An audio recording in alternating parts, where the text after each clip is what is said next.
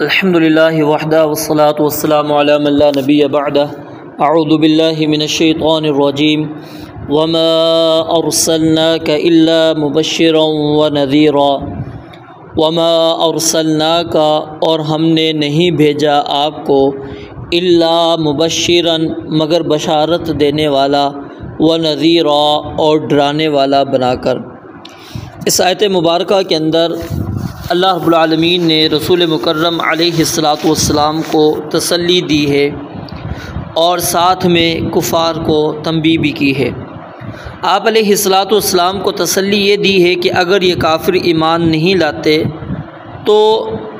آپ اس سے پریشان نہ ہوں، کیونکہ آپ کے ذمے جو ہے وہ حق قبول کرنے والوں کو بشارت سنانا ہے اور حق کی مخالفت کرنے والوں کو، اسے ٹھکرانے والوں کو اللہ رب العالمین کے عذاب سے ڈرانا ہے۔ تو آپ نے ان کو سمجھا دیا ہے، ان تک دعوت کا کام کر لیا ہے،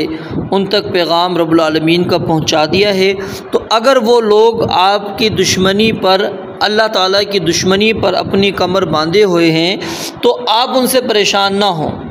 آپ کا کام جو ہے وہ آپ نے کر دیا ہے۔ اور پھر کفار کو تنبیہ کس طرح ہے کہ ذرا تم غور کرو اس نبی کے اوپر کہ جس کے خلاف تم کھڑے ہوئے ہو وہ سراسر تمہارا خیر خواہ ہے۔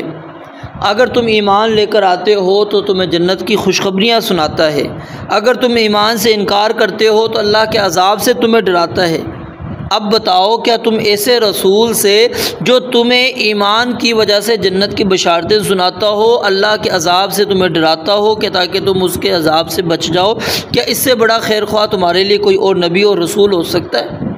پھر آخر تم اس کے خلاف دشمنیاں کیوں کر رہے ہو؟ تو یعنی کہ اللہ رب العالمین نے اس آیت مبارکہ کے اندر رسول اللہ صلی اللہ علیہ وسلم کو بھی تسلی دی اور ساتھ میں کفار کو تنبیہ بھی کر دی، اور ساتھ میں اللہ تعالیٰ نے اس آیت مبارکہ کے اندر رسول اللہ صلی اللہ علیہ وسلم کی دو صفات کو بیان کر دیا، ایک مبشر اور ایک نذیر، یعنی آپ ہی بشارتیں سنانے والے ہیں جنت کی، کیونکہ اللہ رب العالمین کا پیغام آپ تک پہنچتا ہے، پھر آپ لوگوں کو پہنچاتے ہیں۔ بے شمار ایسے اعمال ہیں جن کی وجہ سے رسول اللہ صلی اللہ علیہ وسلم نے ہمیں جنت کی بشارتیں سنائی ہیں، اور بے شمار ایسے اعمال ہیں کہ جن سے بچنے کی ہمیں تاکید کی اور جہنم سے آپ علیہ الصلوۃ والسلام نے ڈرایا، ہمیں وعید سنائی ہے کہ یہ کام کرو گے تو یہ سزا ملنے والی ہے۔ تو یہ آپ علیہ الصلوۃ والسلام کی ہم پر رحمت ہے، شفقت ہے، آپ علیہ الصلوۃ والسلام کی ہمارے ساتھ خیر خواہانہ انداز ہے کہ آپ نے بشارتیں والی چیزیں بھی ہمیں دے دیں اور اسی طرح ڈرانے والی چیزیں بھی ہم تک اللہ رب العالمین کا جو پیغام ہے وہ پہنچا دیا۔ رب العالمین سے دعا ہے اللہ تعالیٰ سمجھنے